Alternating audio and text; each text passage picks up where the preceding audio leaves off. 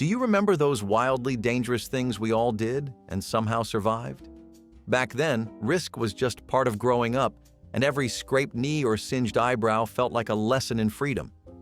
Looking back now, was it bravery or just a different kind of childhood? Riding in the back of pickup trucks was the closest thing to freedom a kid could feel. The air rushed by, whipping your hair and stinging your eyes, and no one cared about seatbelts or safety laws. You could see the whole world from back there, fields, signs, and the occasional bug splatter right to the face. The bed rattled beneath you as your dad took a turn a little too fast, and you grabbed whatever you could, a toolbox, a cooler, or your brother's shirt, to stay upright. Every bump felt like flying, every dip a mini roller coaster. Parents called it fresh air, but really, it was a thrill ride on wheels. You would sit on the wheel wells or dangle your legs off the tailgate, kicking at the dust clouds behind you. Nobody thought twice about it, even on highways. Some folks would wave as they passed, just another family hauling kids and groceries the same way. Looking back, it is hard to believe how normal it felt to risk being thrown onto the road at 60 miles per hour. But in that moment, it was joy, unfiltered and a little reckless. The kind that made childhood feel endless and wild. There was a time when helmets were for daredevils and professional racers, not neighborhood kids. Riding without helmets was a badge of honor, a declaration of bravery that everyone understood. The wind felt faster, louder, sharper when it hit your bare head, and that was part of the thrill. You were not just riding a bike, you were conquering the world, one cracked sidewalk at a time. Sure, you fell sometimes, scraped knees, bloody elbows, maybe a scar or two that stayed for years. But those scars were trophies, proof that you were tough enough to ride again the next day.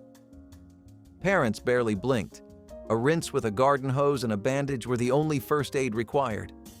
And if your chain came loose mid-ride, you fixed it by flipping the bike upside down and spinning the pedals until it caught again, hands covered in grease, mind full of pride. The danger was part of the fun, that rush of control and chaos mixed together. These days, helmets are mandatory, and kids ride smooth, quiet, and safe. But back then, we preferred the noise of the wind in our ears and the feeling that nothing could stop us, not even gravity. Before safety regulations, station wagons were rolling playgrounds. Kids piled in the back, surrounded by groceries, coolers, and luggage, and nobody thought twice about buckling up. Half the fun was standing on the seat when your dad hit the gas, pretending you were surfing across the highway. You would slide from one side of the bench to the other during turns, squealing and laughing while your mom yelled, "Sit down before you fly out the window." Long trips meant snacks spilling everywhere, and kids sprawled out in sleeping bags as if the back seat was a hotel room on wheels. You could crawl from the back seat to the front without anyone caring, sliding across vinyl seats that squeaked under your shorts. Some cars even had those backward-facing seats, perfect for waving at drivers behind you or making faces at them until your mom turned around to yell. Long trips felt like adventures, complete with makeshift beds made from pillows and jackets. If the car stopped suddenly, you might roll right into the front seat, but that was part of the fun. Parents smoked, passed snacks, and turned up the radio while kids fought over who got the window seat. You learned balance by surviving sharp turns and sudden stops. Looking back, it was complete madness, a family-sized metal rocket barreling down the road with zero restraints. But at the time, it was normal, even comforting. No one worried about seatbelts because freedom and trust rode right alongside us, humming with the engine as the miles flew by. Every neighborhood had one, the infamous homemade ramp built from spare wood and wishful thinking, a few bricks, an old plank, maybe some nails if you were lucky, and suddenly you had your own Evel Knievel stunt course. Someone always had the big bike, the one with slightly better tires, and they'd volunteer as tribute to go first. Kids would cheer, betting how far they'd fly before gravity won, while someone's little brother filmed it on a clunky camcorder. When the ramp inevitably collapsed, it was less of a disaster and more of a neighborhood event. A collective gasp followed by roaring laughter. Kids lined up to take turns flying off it, testing gravity and judgment at the same time. Half the fun was the anticipation. That moment before your tires hit the ramp and you wondered, is this the time it breaks? Spoiler alert. Sometimes it did. But the pain was worth it. A few scrapes, maybe a busted knee, and a story to brag about for weeks. Looking back, it is a miracle anyone survived childhood with bones intact. But to a kid in the 1970s or 1980s, danger was just another part of growing up. And that shaky ramp was proof that you were alive. BB gun battles were the neighborhood's version of warfare. Equal parts chaos, courage, and questionable judgment. You and your friends would divide into teams, hide behind trash cans or fences, and open fire. No goggles, no gear, just pure adrenaline and a silent agreement not to tell your parents. The sting of a pellet left a red welt that you wore like a Medal of Honor, proof that you didn't duck fast enough but didn't back down either. The whiz of BBS cutting through the air was terrifying and thrilling, especially when one zipped past your ear close enough to hear the buzz. It was part pain, part pride. A game only kids could invent, fueled by bravado and zero logic. The rules were simple: no headshots and no crying. But of course, both happened anyway. The sting of a pellet on bare skin was brutal, and yet somehow no one quit. You could hear the BBS pinging off metal, whizzing past your ears like tiny bullets of excitement. Afterward, everyone compared welts like trophies. It was the kind of fun that hurt a little but bonded kids forever. And when the battle ended, peace was restored over a bottle of cola and laughter echoing down the block, bruises and all. Those giant metal slides were more like branding irons than playground equipment. The moment you sat down, you felt it. The searing burn of molten steel on the backs of your thighs. Every kid learned fast. You either wore jeans or brought a towel. The sun made the slide shimmer like a mirage, daring you to touch it anyway. Every burn came with a badge of pride and a story to tell.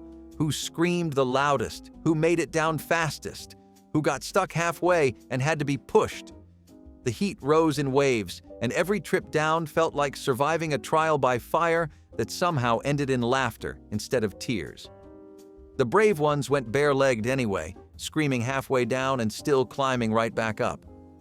The slide's squeal echoed through the park, a sound of triumph mixed with pain. The sun turned the whole playground into an oven, the kind of heat that made even the monkey bars hiss. But nobody stayed home because of a few burns. Those slides felt endless, shiny towers of courage where victory meant making it to the bottom without crying. If you got stuck halfway, a friend would shove you down because no one quit in the middle. Today's plastic slides are smooth, safe, and shaded, but they do not have the same thrill. The old ones burned, scarred, and taught you what bravery and aloe vera really meant. Every 4th of July, neighborhoods turned into amateur battlegrounds. Kids lit bottle rockets from soda bottles, watched them hiss, and ducked as they shot off in unpredictable directions. Half the fun was never knowing where they would land. You could feel your heart race as the fuse burned shorter, everyone yelling, "Go! Go!" while you leaned just a little too close. The bottle would tip at the last second, sending the rocket sideways into chaos, and the night erupted in smoke, laughter, and panic. The smell of gunpowder hung heavy in the air, and the sight of sparks against the dark sky felt like magic. Dangerous, beautiful, and absolutely worth the risk. You could hear the whiz and pop echo across streets while laughter followed close behind. Parents stood nearby pretending it was fine because it was tradition. Loud, smoky, slightly terrifying tradition. Sometimes the bottle tipped and the rocket blasted sideways into a bush or someone's foot, but nobody stopped. Burned fingers, singed eyebrows, and scorch marks on the driveway were just part of summer. You learned to respect fireworks the hard way, by getting too close at least once. When the smoke cleared, the air smelled like gunpowder and freedom. It was reckless, exciting, and somehow completely normal. Before seatbelt laws and common sense, kids rode wherever they fit, including the trunk. It started as a joke. There's no room, just hop in. Then it became an adventure. The darkness felt exciting, the kind that made your heart race but your grin widen. You could hear the muffled sound of laughter and the rumble of the tires, like you were part of a secret mission nobody else could know about. When someone finally opened the trunk at the end of the ride, the rush of cool air felt like stepping out of another world, one built on daring and stupidity in equal measure. The darkness, the rumbling engine, the muffled laughter. It was like being part of a secret mission. Sometimes, if the trunk was too small, the hood became an option. Holding on tight while your cousin drove around the yard or down the block made you feel invincible. You were one bad turn away from disaster, but it felt like the world's best amusement ride. Parents probably knew, but pretending not to see was part of the unspoken deal. It sounds insane now, but back then, danger was something you laughed about later, not something to avoid. Every neighborhood had stories that began with, "You won't believe what we did," and somehow everyone lived to tell them. The commercials made it look perfect. A long stretch of green grass, sunshine, and kids gliding effortlessly down a slip-and slide. Reality was far less glamorous. Most yards had patches of dirt or rocks hiding under the grass, and that thin sheet of plastic offered zero protection. Every kid took a turn pretending they were Olympic swimmers, only to belly flop straight into a hidden stone. The mixture of water, mud, and dish soap made the ground so slick that even standing became a hazard. But that chaos, the shouting, the splashing, the skin burning from friction, was exactly what made it feel like summer never had rules. One good run and your knees were scraped raw, your elbows stinging, and your mom yelling to stop tearing up the lawn. But nobody cared. You kept sliding until the plastic ripped or someone hit a rock and called it quits. Sometimes you added dish soap to go faster, which only made the wipeouts worse. Water mixed with mud until everyone looked like they crawled out of a swamp. Still, nothing beat that rush. The laughter, the splashes, the wild sense of summer chaos. It was messy, painful, and absolutely worth it. Cherry bombs and M80s were the forbidden fireworks, the kind every kid heard about but was not supposed to touch, which, of course, made them irresistible. They were small, loud, and powerful enough to make adults nervous. Lighting one felt like playing with fate, that split second where your brain said run, but your hand said wait just a little longer. The explosion rattled your chest and filled your ears with ringing, but it also filled you with pride. For those few seconds afterward, you felt like you had harnessed lightning itself, even as you scrambled to hide the evidence. Lighting one felt like holding pure danger in your hand. You had just seconds to throw it before the explosion, and every second felt like forever. The noise was deafening, echoing through alleys and across backyards. Kids stuffed them in cans, mailboxes, or anthills to see what would happen. Spoiler: something always blew up. Parents warned about losing fingers, but the warning only added to the thrill. The aftermath smelled like smoke and glory. It was chaos in the best possible way, terrifying and addictive. Cherry bombs turned ordinary kids into demolition experts, at least until the cops showed up or your dad confiscated the rest. But even then, you knew you'd try again next summer. Every small town had one, the tall metal water tower or rickety billboard that dared you to climb it. You could see it from miles away, rising above rooftops like a monument to bad decisions. On summer nights, kids would sneak out, flashlights in their pockets, hearts pounding as they crept toward it. The metal was always slick with dew, and halfway up your palms would start to sweat. One slip could have ended the adventure, but that was the point. The danger made the air taste electric. Reaching the top felt like claiming your own kingdom, the town below glowing like treasure in the dark. The metal was cold and slick, the ladder rattling with every step, but the thrill drowned out the fear. Halfway up, your arms started to shake, and your brain whispered that maybe this was far enough. But pride was louder. The higher you went, the smaller everything below seemed. Cars, houses, the quiet streets glowing under yellow lamps. At the top, you felt untouchable. The air was still, and the whole town lay beneath your feet like you had conquered it. Then reality set in. The climb down was twice as terrifying. Some kids carved initials in the metal or left a message painted in secret. The next day, adults would shake their heads, muttering about those crazy kids. But deep down, everyone understood it. It was freedom in its purest form, foolish, fearless, and unforgettable. Bonfires back then were not carefully organized community events with safety cones and marshmallow sticks. They were chaos. Someone brought wood, someone brought music, and one idiot always brought a gas can. The sound of that first pour was like a warning you ignored on purpose, a glug, a hiss, and then a flash that made everyone step back and cheer.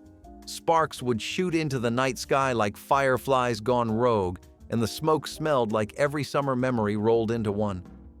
Someone always burned an old couch or tire too, because back then, the rules of what not to burn didn't exist. It started small, just a spark and a splash, until the fire whooshed up like a dragon's breath, lighting up faces in orange and gold.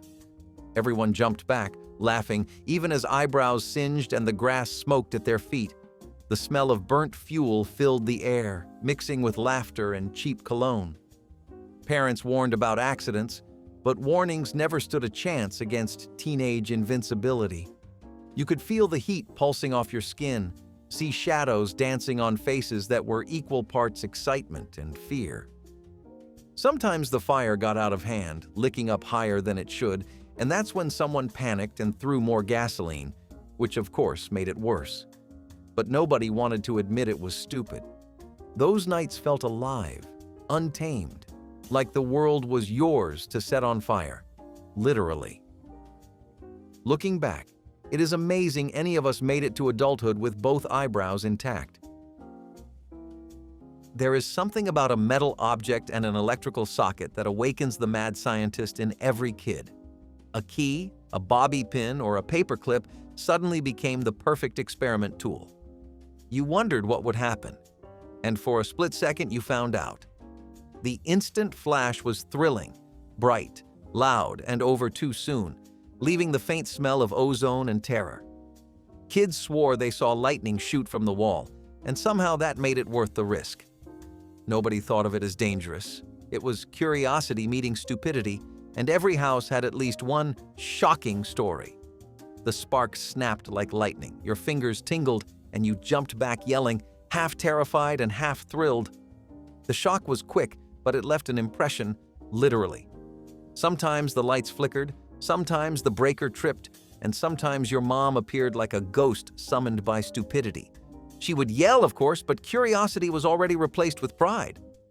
Did you see that spark? You'd tell your friends later, grinning like you had discovered electricity itself. Schools tried to warn kids with safety films, but nothing beat the real lesson learned firsthand. It was the dangerous kind of fun that lived between boredom and brilliance, a reminder that science, like childhood, works best when you learn the hard way. There was no padding, no helmets, and no supervision, just a ball, a patch of cracked pavement, and a group of kids ready for pain. Smear the Queer was the game every kid played, but no parent would ever approve of. The rules were simple.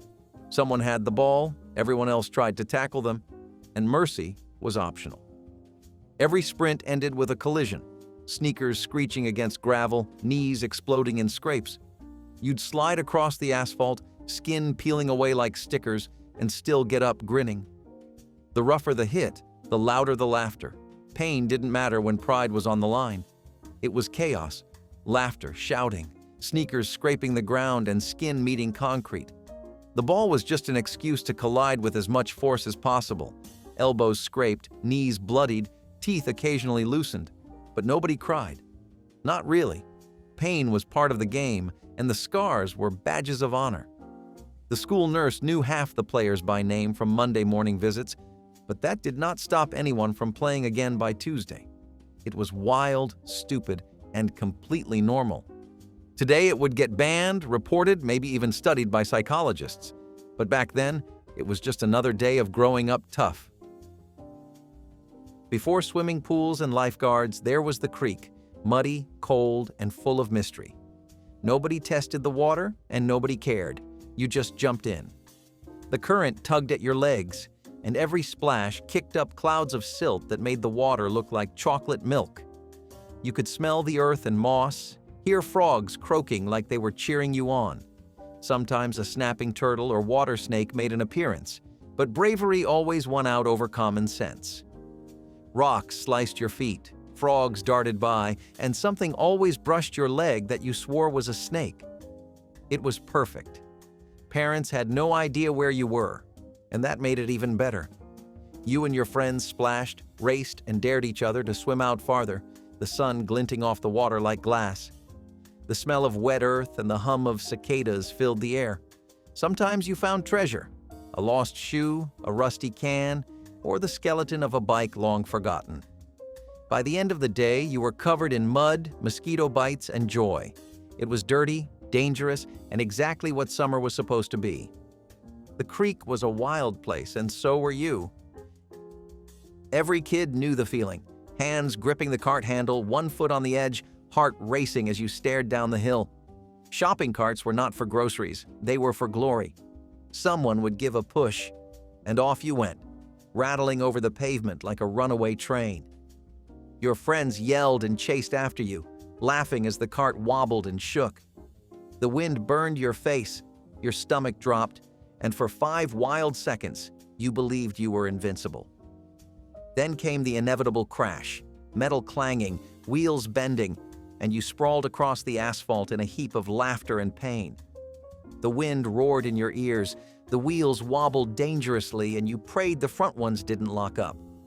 Halfway down, you hit a bump, and suddenly the cart wasn't touching the ground anymore. It ended one of 2 ways, in laughter or in blood, usually both. The aftermath was a pile of twisted metal and one kid limping home swearing it was totally worth it. Adults scolded, grocery store managers yelled, and yet somehow next weekend there was another hill and another cart. It was dumb, thrilling, and purely American, the kind of fun that came with a guaranteed bruise and a story to tell. Before sunscreen commercials and dermatologists became household heroes, people chased tans like trophies. You would lie out in the yard or on the roof, covered in baby oil that glistened under the sun. Some added tin foil to reflect more rays, as if sunburns needed help. It was an obsession. The darker the skin, the cooler you looked.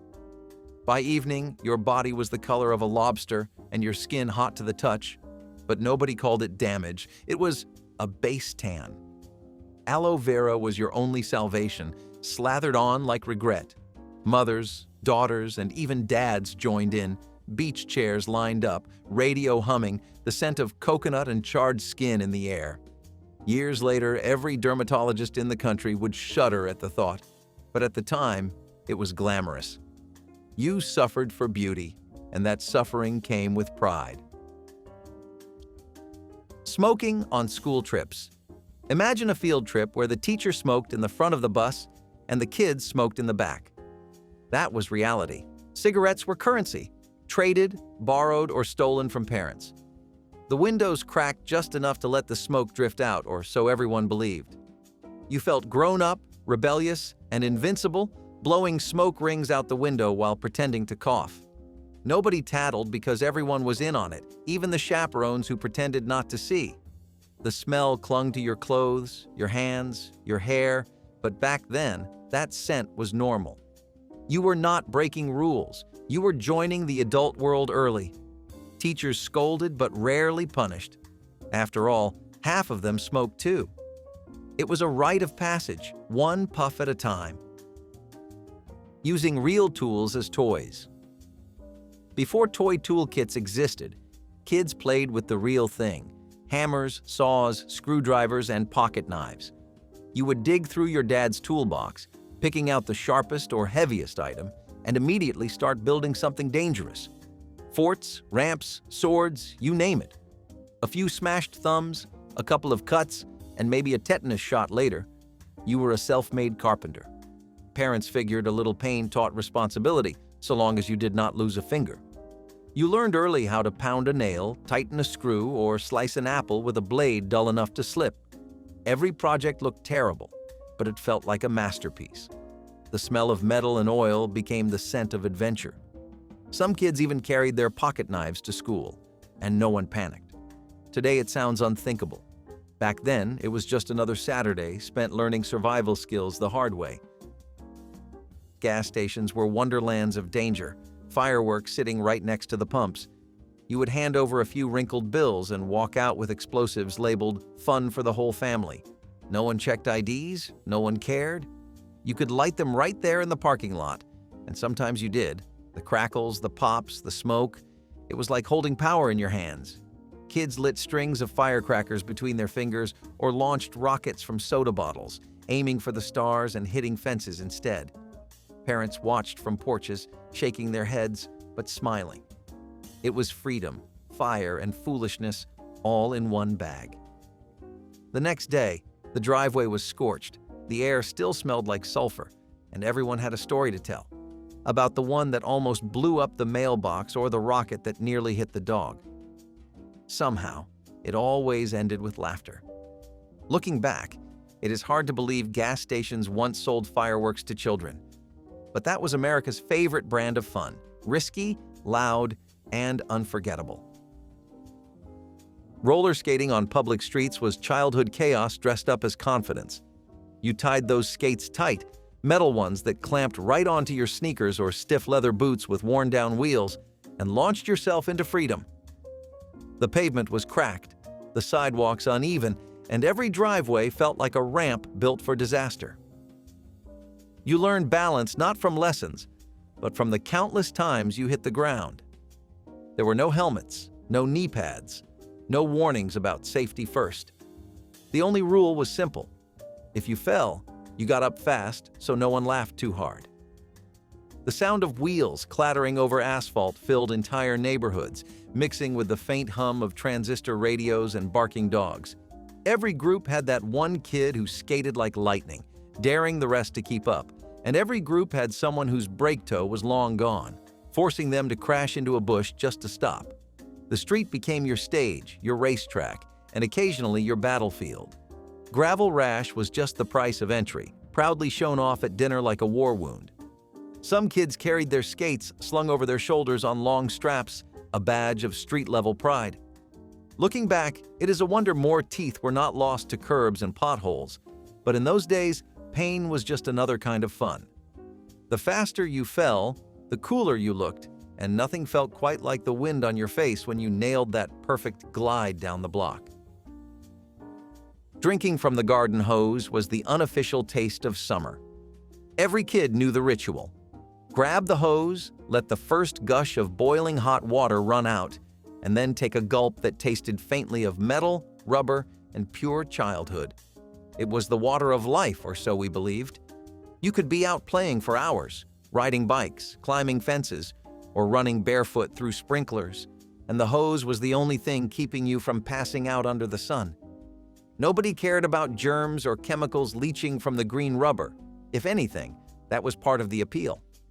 Parents told you to get water from outside and meant it literally.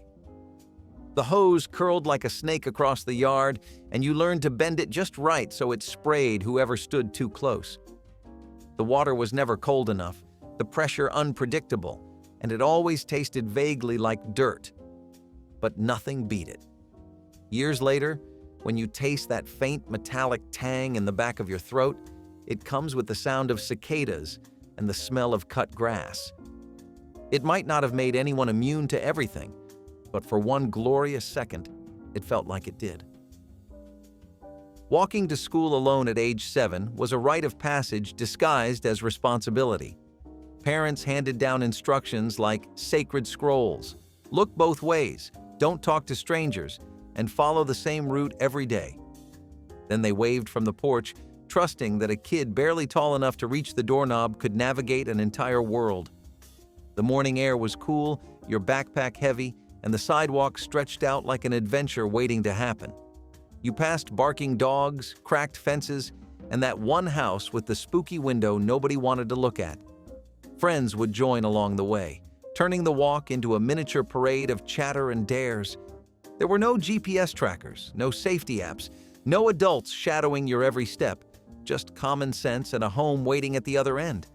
It sounds reckless now, but it taught you courage in small doses. You learned the world by walking through it, not watching it through a car window. Every day was a tiny adventure, and every safe return felt like victory.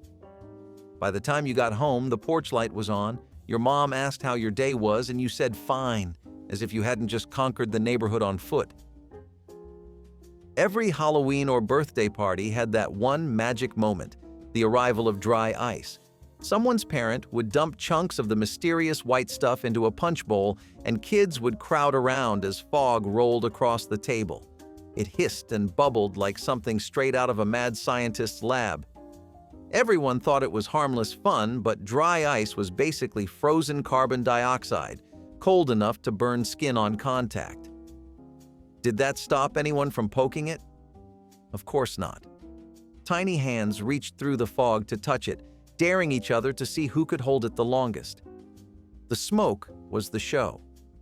Some kids dropped bits into the sink or a bucket just to make it hiss louder, pretending they were brewing potions.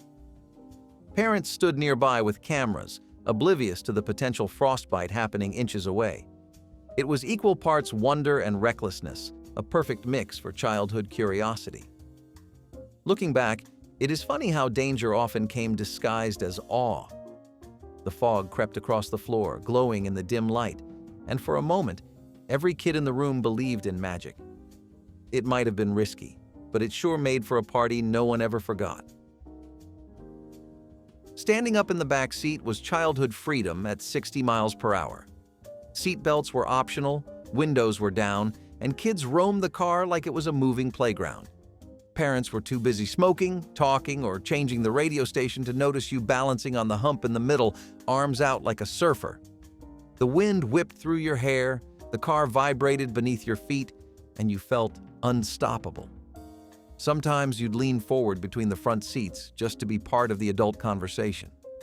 Other times, you'd sprawl across the rear deck under the back window, basking in the sun like a cat. The smell of cigarette smoke, leather seats, and warm vinyl filled the air. Every bump felt like a small adventure, every pothole a thrill. It was dangerous, yes, but also oddly comforting. You trusted that your parents had it under control, even when they clearly did not. Looking back, it is amazing how much freedom existed inside a moving car, and how much we all survived by sheer luck. Standing up in that back seat was the closest thing to flying most of us ever felt. In the mid-1970s, energy efficiency was the new American dream. People wanted homes that stayed warm in winter and cool in summer without wasting money. That dream led to formaldehyde foam insulation, hailed as a cheap, cutting-edge solution. Contractors sprayed it into walls like miracle foam, sealing gaps in minutes. At first, homeowners were thrilled. Their houses felt warmer, the bills were smaller, and the air smelled faintly of newness. Then came the headaches, burning eyes, and nausea. The culprit? Toxic formaldehyde gas leaking into every room. What started as progress turned into panic. Families opened windows in the dead of winter, desperate for clean air while government agencies scrambled to investigate. The foam was eventually banned, but its smell lingered in memory, a sharp reminder of how easily safety could be sold as innovation. The insulation meant to protect families instead turned their homes into slow, suffocating traps. Sunbathing with baby oil and reflectors was the ultimate summer ritual. You lay out in the backyard, on the roof, or at the beach, armed with nothing but a bottle of Johnson's baby oil and a silver reflector under your chin. The goal? Tan fast, tan deep, and tan dark. The shine from the oil made your skin sizzle, and the reflector bounced rays straight into your face like a heat lamp. Everyone did it. Magazines encouraged it. Tan lines were a badge of honor, peeling skin a minor inconvenience. Sunscreen, if it was used at all, was barely SPF 4. People believed a good tan was healthy. Doctors warned of sunburn, but nobody listened. Today, dermatologists beg patients to stop tanning, and laws limit tanning bed access for minors. The link between ultraviolet exposure and skin cancer is undeniable. But back then, summer meant bronze skin and beach bodies, no matter the cost. Sunburns turned into tans, blisters were shrugged off, and if the oil left you red and raw, you did it again the next day. The danger came slowly. Just like another invisible risk, many families kept right next to the medicine cabinet, in a tiny glass stick filled with mercury. Aurora slot cars were a must-have for every young speedster in the 1960s. The bright colors, snappy bodies, and twisting plastic tracks brought the thrill of racing right into the basement. You'd plug in the controller, slam the trigger, and watch your tiny car whip around the corners like it was chasing the Indy 500. But that thrill came with some unintended side effects. The motors inside those early models ran hot. Too hot. After a few laps, some would overheat and melt the chassis, leaving a smoking puddle where your prized vehicle once sat. Others sparked at random, shooting little arcs of electricity that looked cool, until they scorched your hand. And since the cars were often left plugged in for hours, the plastic casings warped, cracked, or fused with the tracks. Some even caught fire. Parents started noticing the smell first, that sharp, burnt plastic scent that lingered like a warning. Eventually, complaints piled up and multiple models were recalled. But for kids, those slot cars were irresistible. Speed came first, safety came second, or not at all. And if melting race cars weren't shocking enough, just wait until you remember what dads used to do on the roof with a metal rod during a thunderstorm. It is one of those things you barely notice until it slides into action: pocket doors. Unlike the typical swinging door, pocket doors vanish into the wall when opened, like a magic trick you can walk through. They were the height of clever home design in the mid-20th century, especially in homes that wanted a clean, modern look without bulky doors breaking up the space. You would find them separating dining rooms from kitchens or closing off formal living rooms when company arrived. Over time, though, they became a pain. The tracks jammed, the rollers squeaked, and once one went off its rail, good luck fixing it without tearing open the wall. Slowly, builders turned back to swing doors, and pocket doors became a quirky throwback. But if those walls could talk, they would whisper about family dinners, polite goodbyes, and the satisfaction of sliding a whole room out of sight.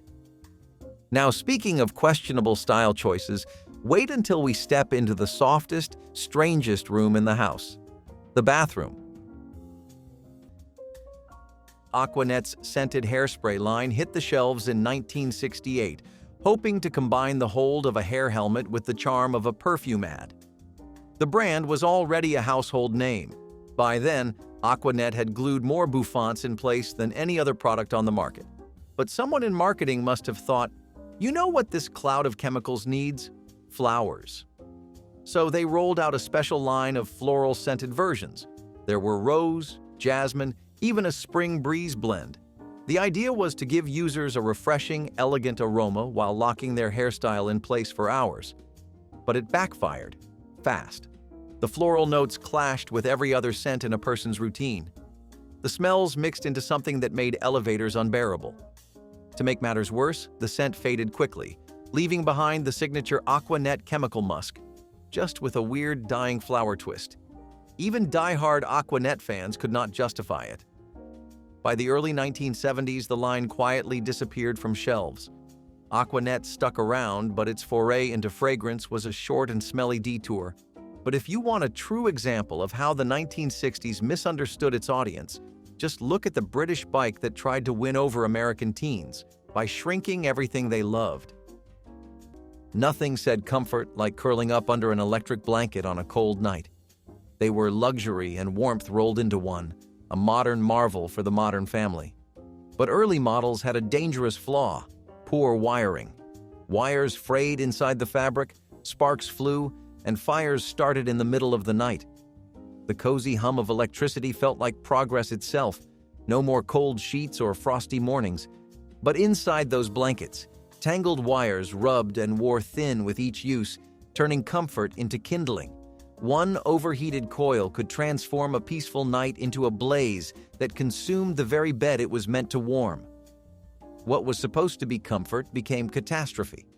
People trusted their blankets to keep them safe and warm, not realizing that one flick of the switch could ignite the bed beneath them. Manufacturers eventually added safety switches and temperature controls, but not before tragedy struck countless homes. The danger of electric blankets was quiet but terrifying. It lived in the very object meant to bring comfort. Even now, some still remember that faint electrical smell, the hum of danger disguised as luxury. Drinking and floating on rivers without life jackets was summer at its most carefree and most dangerous. You grabbed a giant black inner tube, packed a cooler full of beer, and drifted with your friends down slow-moving waters for hours. No one wore a life jacket, most could barely swim, but it was never about safety. It was about the sun, the music, and the freedom to float with no responsibilities. Some tied their tubes together. Others threw a rope to a canoe hauling more drinks. The river became a party, and the risks were part of the fun. You might remember falling out and laughing, feet searching for the rocky bottom, arms flailing before someone pulled you back in. Today, alcohol use while floating or boating is strictly monitored. Life jackets are required for anyone under a certain age in most states, and adults can face citations, or worse, for ignoring safety laws. But in the 1980s, there was no lecture, no patrol, just a lazy current and a long afternoon. And while the river taught you how to stay afloat, the classroom taught something entirely different, often with a wooden paddle. There was something magical about the way the old telephone sat in its little nook. Not on a table, not hanging on a wall like we see in movies, but placed neatly in a purpose-built cubby carved right into the wall itself. These were telephone niches, and they were as common as house keys back in the day. You would see them in hallways, right outside the kitchen, or even tucked near the staircase, with a tiny shelf for the family phone book. Yes, an actual book. And maybe a little drawer for pens, paper, or the odd scribbled message. These spaces were like the beating heart of the house's social life. It is where gossip was whispered, news was broken, and the kids begged their parents to let them stay out late. Today, it is hard to imagine building a wall just for a phone, but back then, it was a sign of class and convenience. The sound of that rotary ring echoed through the whole house, and whoever answered it first? Well, that was usually the person who got stuck taking the message for everyone else. It is a slice of life that simply does not exist anymore, but it lived, loud and proud, in homes all across America, sandwiched in that glamorized smoking without a hint of warning. And just when you thought that was the low point, someone thought it would be funny to actually sell a toy that involved broken glass in a bag. Yes, seriously. The bag of glass toy kit was one of those ideas that sounds like a joke, because it kind of was, but somehow ended up on actual store shelves.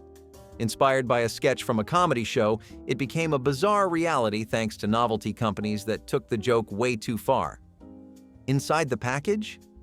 A small, clear bag filled with sharp-edged plastic shards that looked, and in some cases felt, a whole lot like real broken glass. Some versions were labeled as safe plastic, but others? Not so much. The idea was that kids could pretend to play with shattered glass as a prank or just for laughs. But what could possibly go wrong, right? Tiny cuts, choking hazards, or just the sheer confusion of teaching kids that handling jagged shards was entertainment. Parents were either horrified or totally unfazed, depending on their sense of humor. The product didn't last long, and while this prank kit was short-lived, plenty of long-term household items were just as risky, like hair dryers with zero insulation and a plug that sparked like a lightning bolt near the sink. The Garbage Pail Kids movie is the textbook example of a terrible idea being taken way too seriously. The trading cards were already controversial. Gross-out humor, exaggerated features, bodily functions turned into punchlines. But they were iconic. So naturally, someone decided to turn them into a full-length feature film. And it was a mess. The characters were played by little people in horrifying animatronic masks that barely moved, giving every scene a nightmarish vibe. The plot? A vague attempt at a coming-of-age story with elements of science fiction and slapstick comedy, all of it soaked in questionable effects and even worse acting. Even die-hard fans of the Cards walked out of theaters feeling like they had just lost a piece of their childhood. Critics called it one of the worst films ever made, and audiences agreed. It tanked at the box office, vanished from theaters, and was quietly swept under the rug. The only thing this movie managed to accomplish was proving that not all nostalgia belongs on the big screen. But if you think that was a bitter taste, just wait until we talk about a candy bar that tried to be classy and ended up at the bottom of the vending machine. In the era of modern living, asbestos was marketed as a miracle material. It was heat-resistant, fireproof, and affordable, everything a builder could want. Homeowners proudly installed asbestos ceiling tiles, believing they were upgrading to a safer, more sophisticated home. No one questioned what was in the panels that covered their heads. When the tiles aged, cracked, or were cut during renovations, microscopic fibers filled the air, unseen but deadly. Families breathed it in for years, never suspecting the quiet danger in every breath. It was only later that doctors linked those fibers to lung cancer and mesothelioma, a cruel legacy of convenience. The saddest part is how long it took for the truth to surface. People trusted the advertisements, the packaging, and the promise of safety. Those ceilings were meant to insulate, but they ended up haunting countless lives. The shiny, modern touch of the 1970s turned out to be one of the deadliest materials ever brought into American homes. Riding bikes without helmets was not considered dangerous. It was considered growing up. Children in the 1980s owned scraped knees, stubbed toes, and chipped teeth like badges of honor. You grabbed your bike and took off the moment the sun came up, racing friends through alleys, sidewalks, and backyards. The wind whipped your face. The world blurred past. Helmets were rare. If anyone had one, it was likely for motocross or medical reasons. Most parents did not even think to suggest it. Bike safety was taught through scraped elbows, not pamphlets. You rode with your shoelaces untied, your backpack swinging, maybe even one hand holding a soda. Some bikes had pegs, others had banana seats, but almost none had helmets. Today, many states have helmet laws, especially for children under 18. Schools give lessons. Parents buy reflective gear. But for that earlier generation, the only thing protecting your head was your luck and your reflexes. It was risky, yes, but also exhilarating. And while today's parents would call that neglect, the freedom to take risks was part of what made childhood feel so vast. Just like thumbing a ride down the highway felt like part of growing up for teenagers and travelers alike. Chemistry sets in the 1960s were less about learning formulas and more about dodging danger with every experiment. These kits came with powders, acids, glass tubes, and, wait for it, alcohol burners. Real ones. You'd light a flame with a match, pour flammable liquids into little dishes, and watch as something fizzed, foamed, or went up in smoke. It was thrilling, chaotic, and completely normal. Instructions were vague at best, and safety gear optional at most. Kids could melt plastic, set fire to paper, or accidentally discover the smell of burnt eyebrows. These were sold as educational tools, but really they were training grounds for pyromaniacs. You'd mix mystery powders just to see what color they turned, or if they'd explode. Parents watched from a distance, maybe keeping a glass of water nearby just in case. The burners themselves were tiny metal cups with open flames that danced like tiny bonfires across your kitchen table. One wrong move and suddenly your science project doubled as a fire drill. And if you didn't lose an eyebrow there, you might lose an eye to the next toy on the list, because clackers weren't just noisy, they were downright dangerous. You would toss it in and forget about it. That was the beauty of the laundry chute. A small hatch built right into the hallway wall or bathroom cabinet, leading straight down into a hamper, or sometimes directly into the basement laundry room. Just open, drop, and go. These vertical passageways were like magic portals for dirty socks and sweaty gym clothes. No more lugging baskets down 2 flights, no more arguments about whose turn it was. You just lifted the flap and let gravity do the work. Kids treated them like secret tunnels. Parents treated them like a godsend. But like many good things, laundry chutes eventually went out of style. Safety concerns popped up, especially with young kids and pets. And then there was the fire risk, as an open shaft could let smoke and flames move between floors. Add in the rise of compact laundry machines on upper levels, and suddenly the chute became obsolete. But admit it, there is still something satisfying about the idea of chucking a shirt through the wall.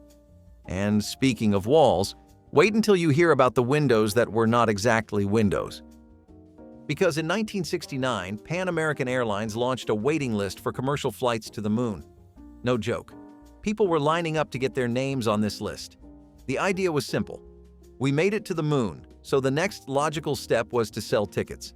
Over 90,000 people signed up, excited about the idea of sipping martinis in zero gravity and watching the Earth rise outside their window. And Pan Am treated it like a real thing. They issued membership cards, called it the First Moon Flights Club, and promised that when the day came, they would call. The only problem? There was no plan, no actual timeline, no spaceship. It was a publicity stunt that spiraled out of control. People bought into the dream hard, and Pan Am was not about to correct them.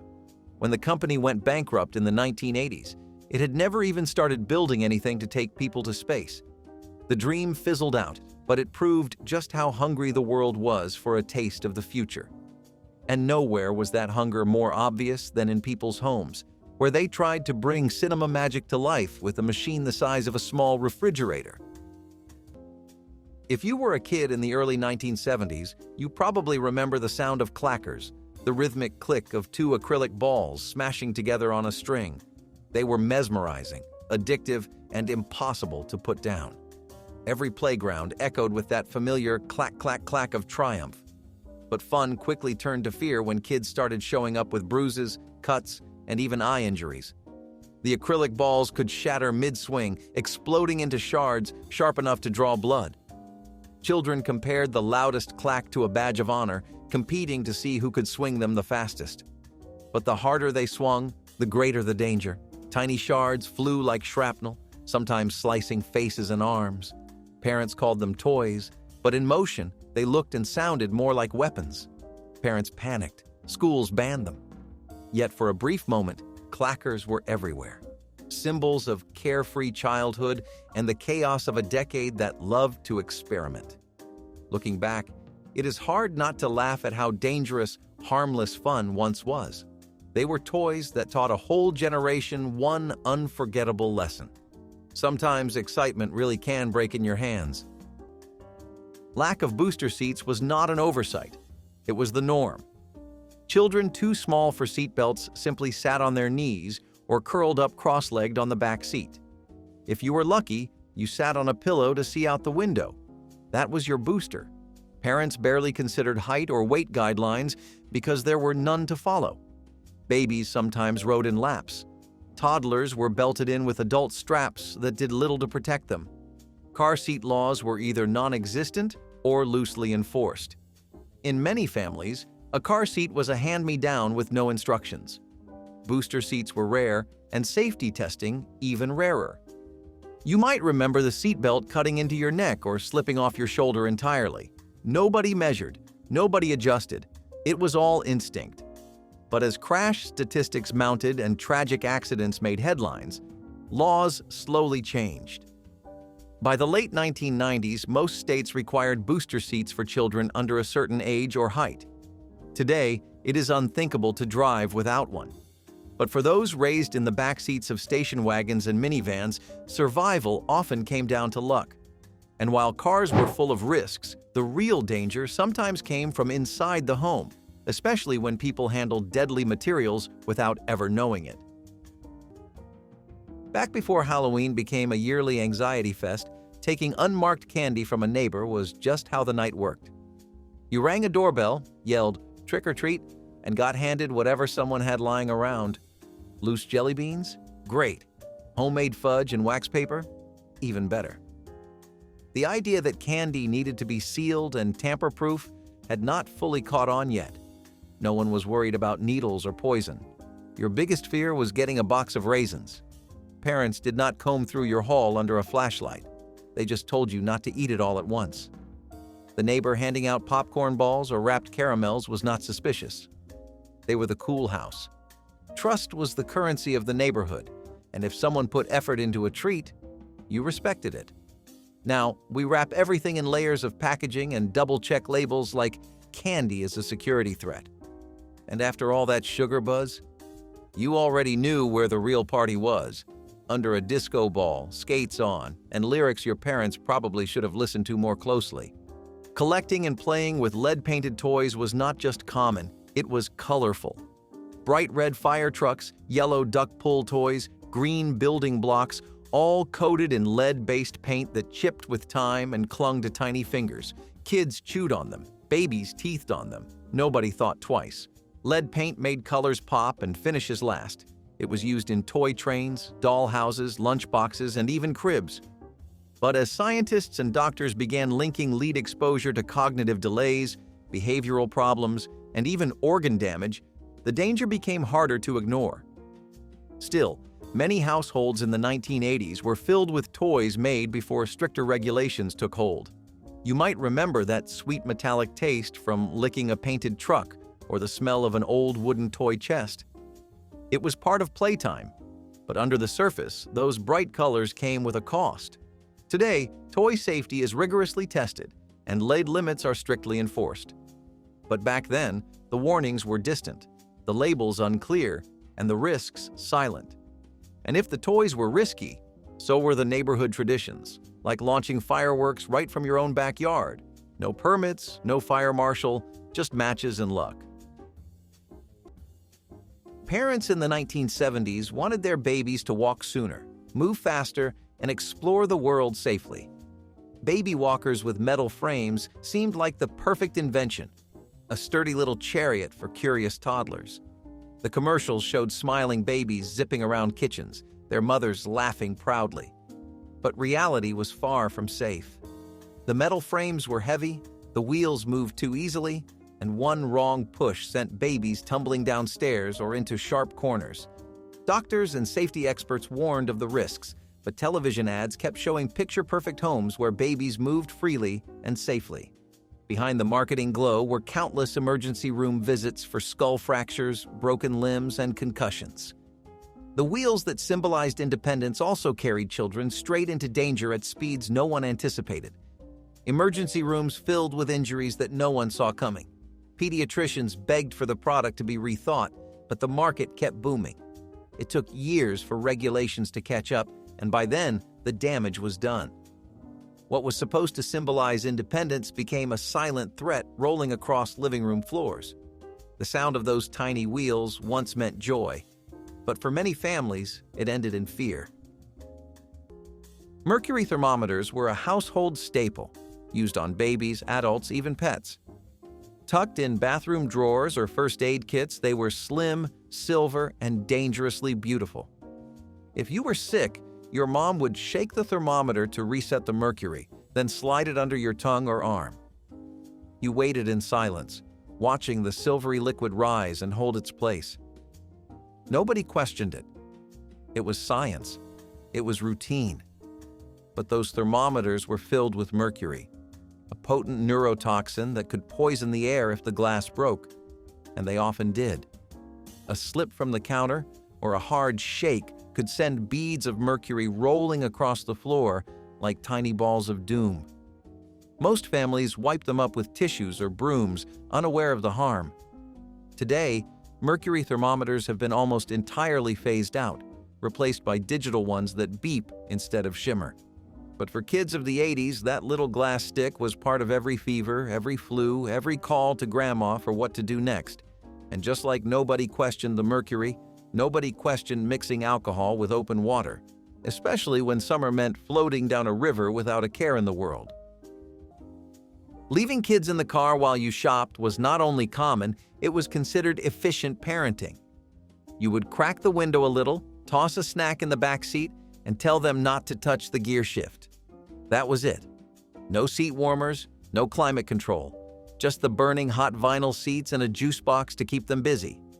You would run into the grocery store, the post office, maybe even the mall, and come back 20 minutes later like it was nothing. Sometimes the kid was asleep, sometimes reading, sometimes playing with the door locks like it was a game. There were no viral videos or angry phone calls to the authorities. People assumed kids were tougher back then, or maybe they just really trusted that nothing would go wrong. Sure, you would get the occasional warning to not talk to strangers through the car window, but that was the extent of it. It was all part of the era's free-range approach to parenting. And while the kids were stuck in the car, the adults, they were likely sneaking a break of their own, somewhere smoky and very much on school property. Home fireworks shows with no permits were the highlight of summer. The neighbors would gather in front yards or cul-de-sacs, lighting fuses with cigarettes or sparklers. The air smelled like gunpowder and grass. You heard the whistle, then the boom, and the sky exploded in flashes of red and gold. Kids helped set them up, dogs barked. Sometimes a rocket would misfire, shoot sideways, or knock over a lawn chair. But it was worth it. It was tradition. Fathers prided themselves on having the loudest bang or the highest sparkle. There were no permits, no fire extinguishers, just buckets of water, and sometimes not even that. If something caught fire, it was a garden hose and a prayer. Injuries happened, but they were shrugged off. Today, setting off fireworks without a permit is illegal in many areas. Even sparklers are restricted in some counties. Public shows are handled by professionals with safety checks and trained crews. But in the 1980s, the 4th of July belonged to the neighborhood. The celebration was loud, chaotic, and often dangerous. And while the fireworks lit up the sky, another dangerous image was lighting up inside moving cars. A toddler perched on a parent's lap behind the wheel. If these wild memories made you laugh, wince, or wonder how we ever survived, share your favorite reckless moment in the comments, hit like to keep the nostalgia rolling, and subscribe so we can keep revisiting the crazy freedom of growing up fearless.